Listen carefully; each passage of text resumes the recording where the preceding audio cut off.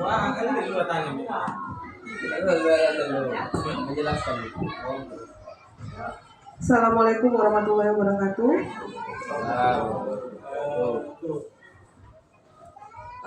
Terima kasih Bapak dan Ibu Guru sudah meluangkan waktunya untuk saya.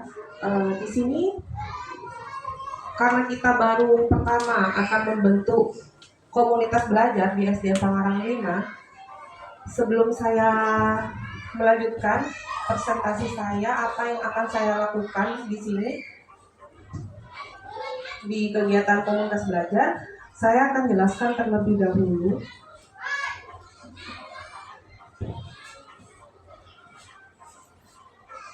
tujuan utama saya melaksanakan komunitas belajar di SDN Pangarang 5, yaitu berbagi pengalaman dan praktik baik bagi teman-teman guru. Selama kemarin saya mengikuti PKG khusus mata pelajaran PJOK. Yang kedua, di sini juga kita akan belajar bersama, di mana komunitas belajar menjadi wadah untuk belajar bersama, baik itu mempelajari materi baru, strategi pembelajaran baru, dan teknologi pendidikan baru. Selanjutnya, memecahkan masalah bersama, membangun jejaring. Di sini komunitas belajar dapat menjadi wadah untuk membangun jejaring dengan pendidik lain sehingga memudahkan dalam berkolaborasi dan mendapatkan dukungan. Di sini saya masih mengumpulkan Bapak dan Ibu Guru untuk meminta saran dan pendapat tentang komunitas belajar kita ke depannya akan seperti apa, mau dibuat bagaimana. Sebelum saya juga menyampaikan saran apa yang akan kita lakukan dan rencana-rencana selanjutnya ke depan di komunitas belajar kita. Mungkin ada Bapak dan Ibu Guru yang akan memberikan saran atau pendapat sebelum saya menyampaikan kegiatan yang akan saya lakukan di komunitas belajar pertama kita ini. Ya.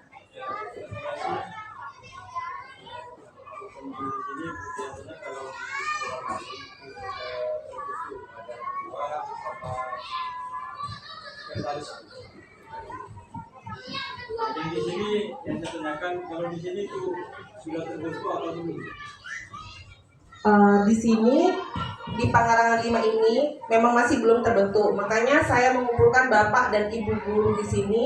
Kita akan bersama-sama membentuk komunitas belajar di sekolah kita SDN Pangarangan 5. Tujuannya untuk kita lebih berkembang lagi, juga supaya peserta didik kita juga ada kegiatan. Jadi kita di sini di komunitas belajar ini nanti kita akan sharing. Jadi mungkin ada pembelajaran di luar. Kalau saya kan mapelnya guru PJOK, mungkin nanti di sini ada guru mapel agama, guru kelas, atau guru mapel-mapel lainnya. Jadi kita nanti kalau ada kesulitan yang ingin kita tanyakan, atau mungkin ada Bapak dan Ibu Guru yang ingin pembelajarannya lebih menarik supaya tidak membosankan di kelas, nanti kita bisa komunikasikan di komunitas belajar kita ini supaya sekolah kita bisa berkembang menjadi sekolah yang berprestasi dan lebih baik lagi. Ada yang mau disampaikan lagi?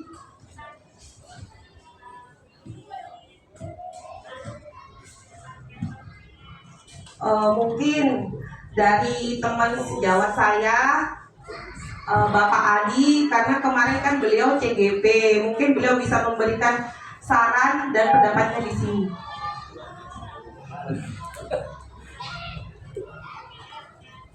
Baik, terima kasih. Sebenarnya saya mau nanya ini, diminta saran gitu. Gini,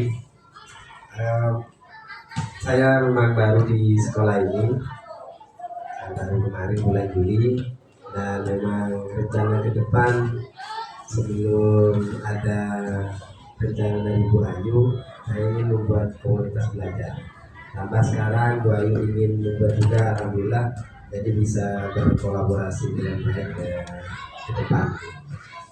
Komunitas belajar itu nantinya kita bisa berbagi praktek baik di dalam sekolah. Jadi lingkupnya di sekolah, kemudian di komunitas belajar juga.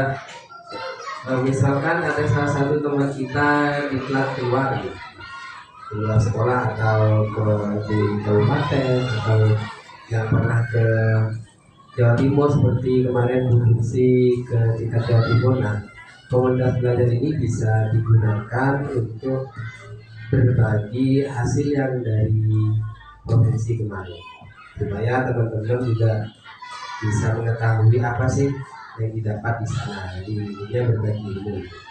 Dan tidak hanya di lingkup provinsi, di lingkup kabupaten juga. Kalau ada salah satu teman kita yang dituju oleh kepala sekolah untuk mengikuti kita, nah di situ juga bisa berbagi supaya teman-teman yang ada di sekolah mengetahui informasi yang didapat oleh teman tersebut.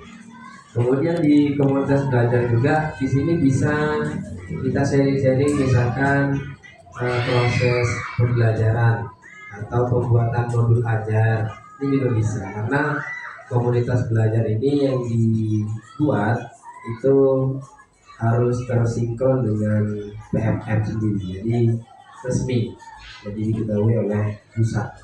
Jadi bukan hanya komunitas belajar yang kita lakukan tapi tidak resmi, bukan itu, tapi karena ini terkoneksi dengan PMM.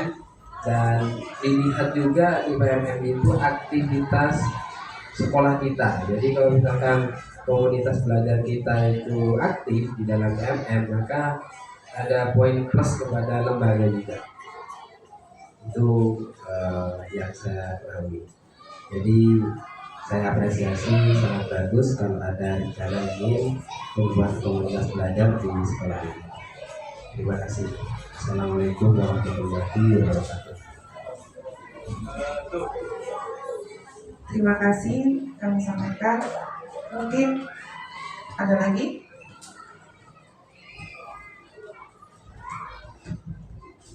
Terima kasih untuk waktunya. Menurut saya pembentukan komunitas belajar di sekolah kita ini adalah sebuah inisiatif yang sangat bagus. Kenapa? Karena ini menjadi sarana bagi kita sebagai guru untuk belajar bersama. Karena sejatinya kita itu sebagai guru adalah seorang pembelajar sepanjang hayat. Jadi selamanya kita pasti terus akan belajar. Seiring dengan perkembangan waktu, pastinya pembelajaran itu pasti juga akan berkembang. Apalagi dengan pesatnya perkembangan ilmu dan teknologi sekarang, sudah sewajarnya bagi kita untuk ikut beradaptasi terhadap perkembangan zaman. Kalau kita perhatikan banyak sekali pelatihan-pelatihan yang di-share di grup, kemudian baik di Karage, ya banyak sekali itu pelatihan. Jadi mungkin itu bisa kita kita tularkan kepada teman-teman ilmu yang kita punya. Karena saya yakin kita itu pasti punya pengalaman masing-masing dalam mengajar. Jadi ini menjadi sarana bagi kita untuk sharing ilmu yang kita punya agar kita bisa kedepannya itu menjadi lebih baik ketika ada di dalam kelas. Karena seperti saya sampaikan tadi, karena belajar itu bagi guru itu wajib hukumnya. Jadi tidak perlu takut bagi semua guru ataupun sungkan, karena kita juga belajar, sama-sama masih belajar. Jadi semacam sharing kalau di dalam satu sekolah saya kira kita tidak perlu minder lah, kan yang dihadapi itu teman-teman sendiri gitu. Kalau mungkin di lingkupnya di KKG mungkin masih ada perasaan sungkan karena masih bertemu dengan orang baru. Tapi kalau di dalam lingkup sekolah saya kira kita sudah familiar dengan teman-teman. Jadi usahakan nanti kalau memang terbentuk komunitas belajar ini mari kita apa ya, bersama-sama menjadwalkan kapan waktunya, kemudian pematerinya itu siapa, kemudian apa yang ingin disampaikan. Kita bisa saling tukar informasi di dalam sekolah kita. Mungkin yang pasti yang terakhir mungkin konsistensi ya. Jadi bukan hanya mungkin tidak ada ikut-ikutan seperti itu, pas nanti ke belakang terus nggak ada kelanjutan. Jadi ini harapan saya bagi kelompok belajar bagi sekolah kita. Saya kira itu saja. Terima kasih. Assalamualaikum warahmatullahi wabarakatuh. Assalamualaikum warahmatullahi wabarakatuh. Terima kasih Bapak Sofi masukannya dan sarannya juga. Saya kira baik. Tambahannya itu kalau komunitas belajar itu terbentuk, komunitas belajar ini terbentuk tidak hanya bisa berbagi praktek baik atau belajar bersama, tapi kita juga bisa membuat sertifikat. Jadi kita bisa gunakan sertifikat itu dimasukkan ke PMM juga bisa, karena komunitas ini kalau buatnya di PMM ini akan secara nasional, dan linknya pun kalau kita tidak batasi, maka kalau secara daring ya ini bisa seluruh nasional bisa masuk kalau bisa buka link atau dapat link. Jadi kita bisa bisa membuat sertifikat kalau ada kegiatan yang kita lakukan di komunitas belajar ini. Terima kasih. Terima kasih Pak Adi saran dan masukannya. Menurut saya itu memang bagus. Nanti karena pembelajaran kita kali ini terkait juga dengan PMM, jadi kita juga sebagai guru selain belajar di sini dan mengajar peserta didik, kita juga diarahkan untuk belajar bersama-sama dan akhirnya kita akan memperoleh sertifikat yang akan kita upload di PMM nanti. Mungkin ada lagi? Cukup. Nah, di sini pertama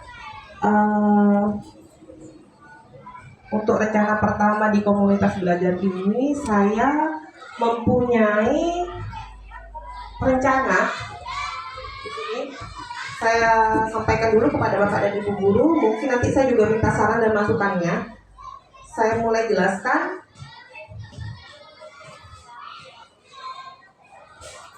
Rencana yang pertama yang akan kita mulai, nanti kita juga minta persetujuan dari Bapak Kepala Sekolah terlebih dahulu pastinya. Di sini saya akan melakukan jenis permainan nanti. Saya rencananya akan melakukan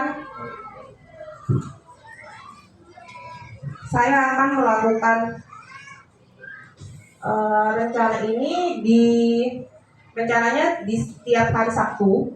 Setiap hari Sabtu itu kan di situ ada kegiatan P5. Di sini kan banyak Bapak dan Ibu guru yang masih bingung terkendala dengan P5 kan, mau diapakan, mau seperti apakan. Nah, di sini saya sebagai guru olahraga, saya merencanakan di P5 itu kita akan mengadakan kegiatan. Dengan era yang modern sekarang, banyak anak-anak peserta didik kita yang kebanyakan tidak tahu permainan tradisional itu seperti apa, asiknya bermain permainan tradisional itu seperti apa, karena mereka kan sekarang rata-rata sibuk dengan gadget ya, Jadi kita sebagai guru di sini mengarahkan ke arah yang lebih baik lagi dan lebih positif lagi. Jadi kita akan mengisi di hari Sabtu itu di P5 itu dengan macam-macam menggunakan permainan tradisional dulu kepada peserta didik kita. Sebelum dilaksanakan, saya dan Pak Adi sebagai guru olahraga di SD Pangerang 5 akan menjelaskan macam-macam peraturannya dulu, cara bermainnya seperti apa, dan di sini kita akan mengambil permainan tradisional yang mudah dimengerti oleh peserta didik kita.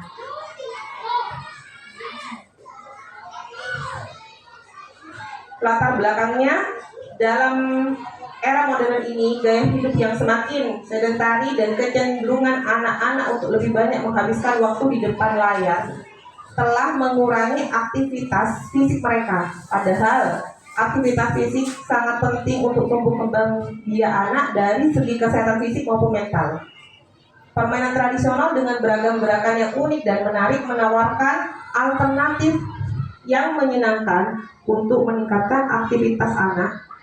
Permainan seperti contohnya engklek, lompat tali, atau kelereng tidak hanya keterampilan motorik, tetapi juga melatih keseimbangan, koordinasi, dan refleks.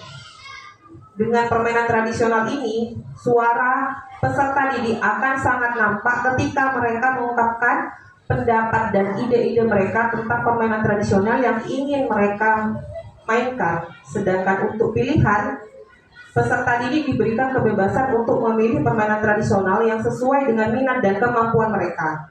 Serta untuk kepemilikan, peserta didik terdorong untuk mempunyai rasa memiliki terhadap proyek ini sehingga mereka akan lebih termotivasi untuk berpartisipasi aktif.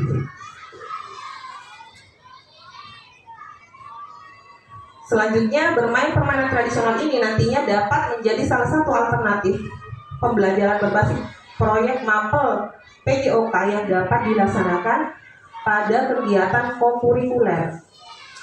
Kegiatan ini dipilih karena sekolah memiliki beberapa aset yang sangat mendukung dalam penerapan kegiatan ini.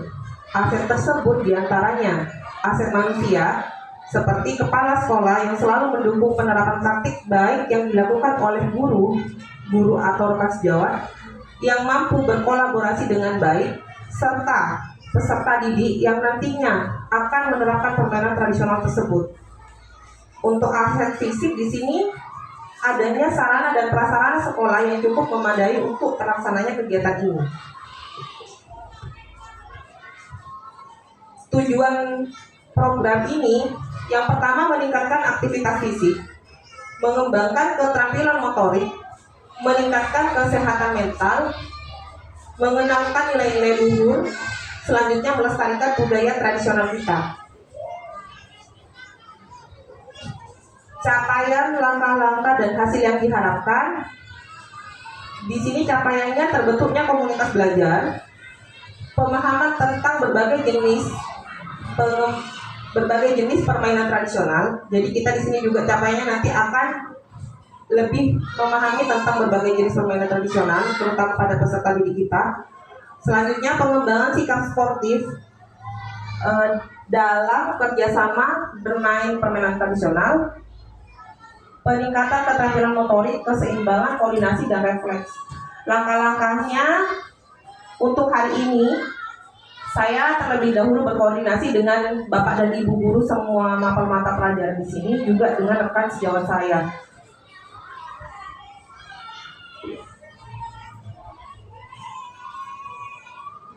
Nah, di sini ada struktur organisasi kemitraan komunitas belajar. Jadi jenis kegiatannya itu termasuk kokurikuler. Nama programnya Asiknya Bermain Ragam Permainan Tradisional. Tahap persiapannya dari tanggal 26 sampai 28 November. Tahap pelaksanaannya kita akan melaksanakan dan mulai melaksanakan kegiatan ini di semester 2. Penanggung jawabnya yang pasti Bapak Kepala Sekolah, koordinatornya guru PJOK, pelaksana Kombel Panglima. Nah, ini yang saya sebutkan tadi, ada dua aset di sini, aset manusia dan aset fisik. Yang aset manusia yaitu dukungan dari kepala sekolah, kolaborasi dengan rekan sejawat, peserta didik, sasaran kegiatan. Di aset fisiknya memiliki halaman sekolah dan perlengkapan olahraga yang memadai untuk digunakan pelaksanaan program komunitas belajar yang sudah dibentuk. Selanjutnya rencana evaluasi di sini dilaksanakan setelah selesai kegiatan. Jadi selesai kegiatan kita akan melakukan evaluasi. Yang kedua, evaluasi menggunakan pemantauan langsung saat kegiatan, wawancara dengan peserta didik, dan pengisian angket atau kuesioner yang akan kita bagikan di akhir kegiatan.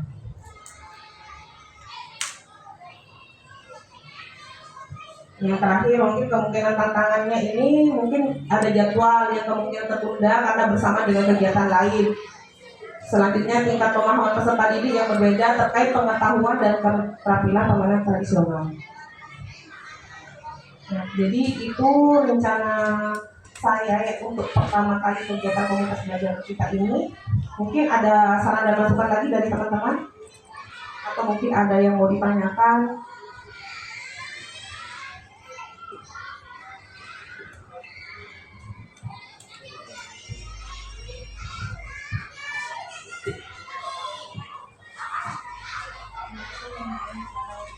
Di sini saya akan menanyakan durasi waktunya itu berapa jam dalam 1 minggu. Kan kalau P5 itu 2 jam kali 35 menit. Apakah ada durasi waktu juga atau kegiatan itu? Terima kasih.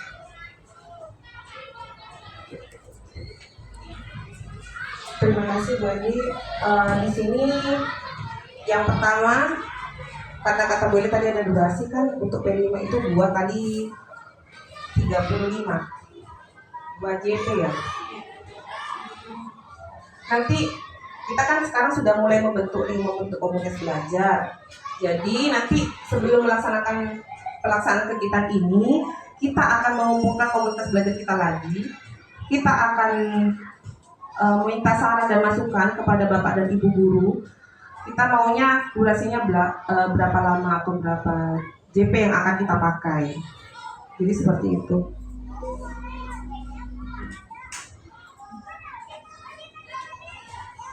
Mungkin ada lagi Pak Adi, kayaknya ada yang mau ditanyakan lagi. Bu Tini. Tadi ini bukan 2 jam, tapi berapa jam? Banyak, berapa jam? 1 hari. Pombel itu sifatnya sunnah. Kalau kita masukkan ke dalam hukum ya, pombel itu sifatnya sunnah. Sementara di mata pelajaran sifatnya wajib. Jadi kita ketika mau menggunakan sesuatu yang wajib, maka tidak boleh mengukur yang wajib sebenarnya. Maka kalau misalnya mau mengukur yang wajib, ya gimana enaknya? Karena kembali lagi sunnah dan wajib itu lebih tinggi lagi. Tapi ketika berhadapan dengan kondisi pelaksanaan P5 yang sudah terbagi di tiap hari dari kalau kelas ini dari Selasa, Rabu, Kamis dan Sabtu, bisa dilakukan dari Sabtunya. Kalau misalkan menggunakan Sabtu, tapi dengan catatan kita tidak bisa menjadikan yang wajib. Artinya pelaksanaan P5-nya ya tetap pelaksana di hari yang sebelumnya. Bukan berarti ketika nanti melaksanakan yang sunnah berupa pombel, kemudian sesuatu yang wajib kita tinggalkan. Jadi tetap yang wajib kita laksanakan, yang sunnah kita laksanakan, menggantikan yang wajib dari Jadi kita ambil yang kalau mau dilaksanakan di hari Sabtu, kita ambil yang terbanyak saja. Kalau misalnya waktunya banyak. Kalau yang terbanyak itu kalau di kelas tinggi itu 3 JP Pak ya. 3 JP apa 4 JP? 4 JP. Di kelas 4 JP di hari Sabtu. Jadi kita gunakan 4 JP. Kalau misalnya nanti pelaksanaannya selesainya hanya 2 JP, kembali lagi yang wajib ya tetap harus dikerjakan. Karena bagaimanapun pombel ini sifatnya sunnah. Itu mungkin dari saya. Terima kasih Bapak Taufik dan Ibu Dini masukannya. Nah, di sini kita kembali lagi, kita mengadakan komunitas belajar. Di sini kita gunanya untuk sharing-sharing dengan teman-teman guru. Jadi sebelum kita melaksanakan kegiatan atau kita mempunyai rencana kegiatan, di sini saya pribadi tidak akan lupa berkoordinasi dulu dengan teman-teman guru, mencari yang terbaik, maunya seperti apa, dilaksanakannya kapan. Yang pasti saya akan melaksanakan kegiatan ini di hari Sabtu. Jadi sebelum kita melaksanakan, kita akan berkoordinasi dengan wali kelas terlebih dahulu. Mungkin ada lagi sebelum saya tutup. Oke.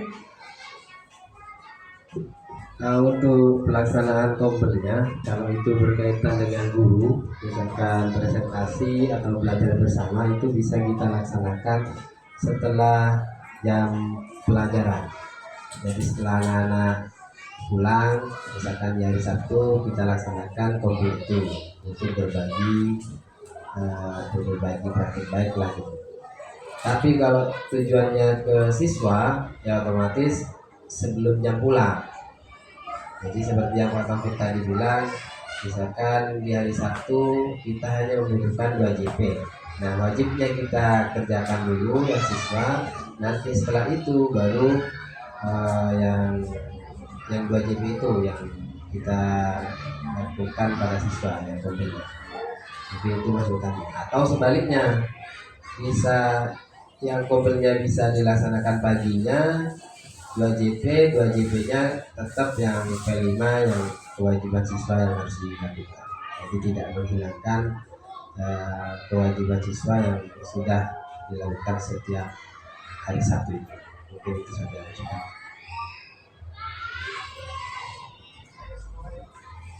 Baik, terima kasih saran dan masukannya.